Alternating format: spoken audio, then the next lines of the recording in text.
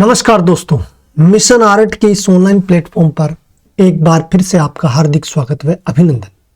आज मैं आपको बताने वाला हूं कि आरपीएससी के द्वारा ग्रेड फर्स्ट के जो मॉड्यूल आंसर की वो जारी कर दी गई है और कुछ सब्जेक्टों की जारी कर दी गई है, कुछ की और जारी करने वाले हैं। तो प्रश्न जो गलत होंगे उनके हमें लगानी पड़ेगी आपत्ति, और आपत्ति हम किस प्रकार से लगाएंगे वो बताने वाला हूं। आमतौर पर आपत्ति लगाने के लिए ई मित्र पे जाने की जरूरत होती है, लैपटॉप पे जाने की जरूरत होती है, लेकिन वास्तव में देखा जाए तो ऐसा कुछ नहीं है। हम घर बैठे अपने मोबाइल से ही लगा सकते हैं। तो कैसे लगाते हैं मोबाइल से देखते हैं। सबसे पहले हम जाते हैं मोबाइल के जो ब्राउजर, जो नेट चलाने वाला जो ब्राउजर है उस पे, यानी गूगल क्रोम पे। वहां पर जाने के बाद हमें सबसे पहले क्या है, यहाँ पर ये 3 डॉट दिखाई दे रहे हैं, यहाँ पर ओके करना है। यहाँ पर ओके करने के बाद हमें सेलेक्ट करना है डेस्कटॉप साइट। तो ये है डेस्कटॉप साइट। यहाँ पर आप जैसे ही ओके करोगे तो आप पहुंच जाओगे यहाँ पर, और यहाँ पर आपको क्या डालना है, SSO डाल करके क्या कर देना है, सर्च कर देना है। तो अब मैं दिखाता हूँ SSO डाल करके सर्च करके कि किस प्रकार से हमें मोबाइल में करना है। अब आपका मोबाइल है जो एज इट इज लैपटॉप की तरह काम करना स्टार्ट कर चुका है। तो जैसे ही आप लैपटॉप पे सर्च करोगे SSO सर्च करोगे तो कुछ इस प्रकार से आपके सामने दिखेगा, और यहां से आपको सेलेक्ट करना है Rajasthan single sign on, 1 number option को। फिर आपका SSO ID है जो यहां से ओपन हो जाता है। यहां आपको अपना SSO ID डालना है, यहां पर उसके पासवर्ड डालने हैं, और यहां पर आपको डालने हैं ये कैप्चा जो दिखाई दे रहे हैं, ये डाल करके आपको क्या कर देना है, लॉगिन कर देना है। जैसे ही आप लॉगिन करोगे तो आप सीधे पहुंच जाओगे यहां पर, यानी सीधे पहुंच जाओगे कहां पर, यहां पर इस स्क्रीन पे पहुंच जाओगे। ये पहुंचे, यहां पर आपको सेलेक्ट करना है रिक्रूटमेंट पोर्टल, इस पे करना है आपको ओके। जैसे ही आप ओके करोगे तो इस प्रकार से आपको दिखाई दे रहा। तो आपको ऊपर की साइड से होम और होम के बाद माई रिक्रूटमेंट को क्या करना है, सेलेक्ट करना है। जैसे ही आप माई रिक्रूटमेंट को सिलेक्ट करोगे तो आपके सामने कुछ इस प्रकार दिखाई देगा। यहां आपको आ जाना है सीधे क्वेश्चन ऑब्जेक्शन पर। क्वेश्चन ऑब्जेक्शन को सिलेक्ट करना है, और फिर आपको कौन से पेपर के लिए क्वेश्चन ऑब्जेक्शन मांगी जाए उसकी तारीख देखो यहां पर दिखा रहे हैं, ये 26 से 28 के बीच मांगी जा रही है, और यहां नाम आ रहा है क्वेश्चन ऑब्जेक्शन, और सब क्लोज हो चुके हैं। तो यहां पर आपको क्वेश्चन ऑब्जेक्शन पे क्या करना है, ओके करना है। जैसे ही आप ओके करोगे तो आपके सामने आपका सब्जेक्ट वगैरह सब दिखाई देगा। यहां से आपको सेलेक्ट करना है अपना सब्जेक्ट, जो भी सब्जेक्ट है वो आपका यहां पर आ जाएगा।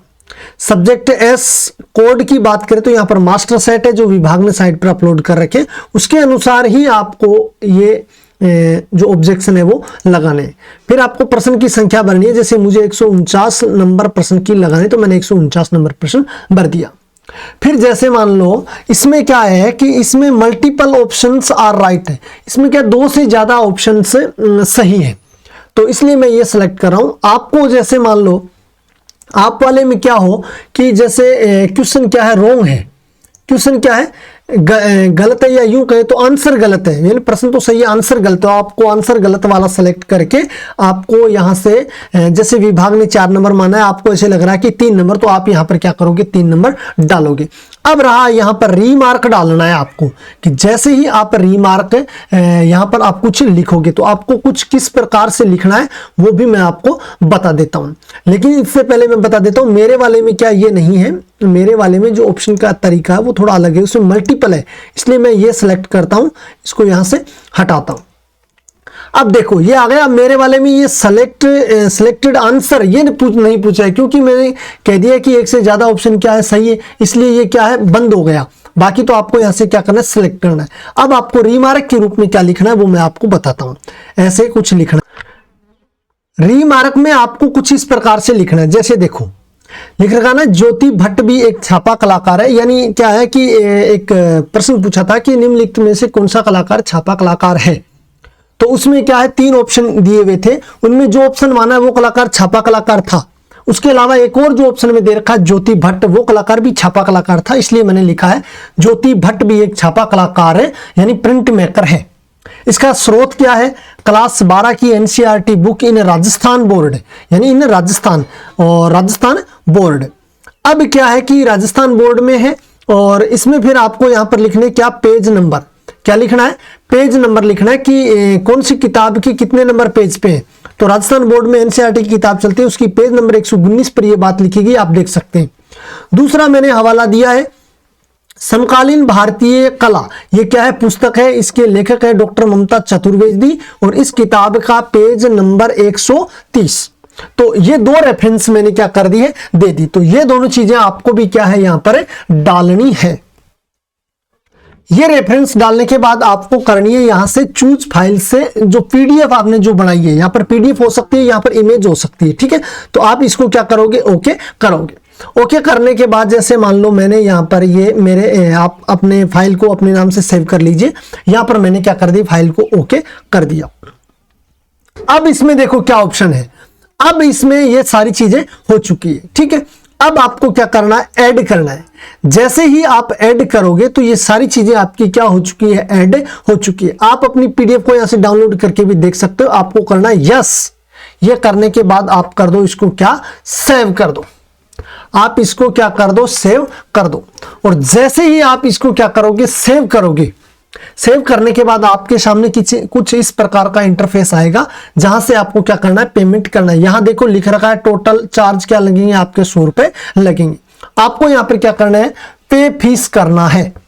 यह करने के बाद अब अपने पास नेट बैंकिंग का ये चीजें तो ठीक है, वरना अपने पास सबसे बढ़िया ऑप्शन होता है यूपीआई आईडी, जो आपके फोन पे में दिया हुआ है। तो आपको यूपीआई आईडी पे सेलेक्ट करना है और यहां से दिए गए ऑप्शन में क्या कर दो, ओके कर दो और आप कर दो पे नाउ।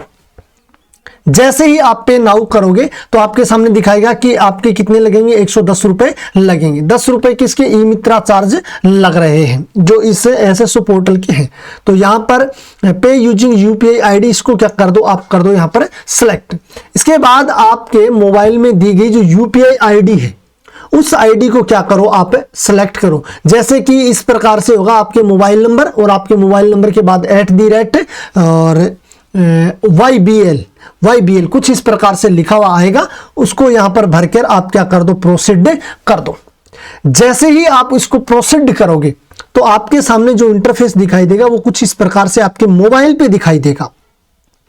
आपको मोबाइल की स्क्रीन पर कुछ इस प्रकार से इंटरफेस दिखाई देगा। तो यहां पर आपको क्या करना है, ये कह रहा है कितने रुपए का मैसेज आएगा, 119 रुपए का आएगा। क्यों, क्योंकि 110 तो क्या लग रहे हैं, वो लग रहे हैं, और 8 पॉइंट कितने यानी लगभग ये 9.44 पैसे हैं जो आपके जीएसटी के कट रहे हैं। तो आपके पास मैसेज आएगा कितने का, 119.44 रुपए का। और यहां से आप क्या कर दीजिए, इसको पे को कर दीजिए ओके। ये मोबाइल आप, ये जो मैसेज है आपके मोबाइल की स्क्रीन पर आएगा, कहां पर, फोन पे में जाकर के आप देखोगे वहां पर। और जैसे ही आप इसको ओके करोगे तो आपकी लैपटॉप स्क्रीन पे आपके सामने कुछ इस प्रकार से आपके सामने नजर आ जाएगा कि आपके द्वारा आपत्ति है वो क्या कर दी गई है, लगा दी गई। ये देख लो यहाँ पर पेमेंट जो स्टेटस है वो सक्सेस हो जाएगा। और यहां से आपको क्या कर, ओके करके आप क्या कर लेना, इसका प्रिंट ले लेना। इसी के साथ आपका 1% का ऑब्जेक्शन लग चुका है। इसी प्रकार आप 2 का लगाओगे तो दोबारा से यही प्रक्रिया करनी है, 3 का लगाओगे तो इसी प्रकार करनी है। कहने का मतलब ये है कि एक बार में एक ही प्रश्न का ऑब्जेक्शन लगा सकते हैं। हमारे द्वारा दी गई जानकारी आपको पसंद आए तो आप हमारे वीडियो को लाइक व कमेंट जरूर कर देना। मिलते हैं इसी प्रकार की एक और नई महत्वपूर्ण सूचना के साथ, तब तक के लिए वंदे मातरम, जय हिंद, जय भारत।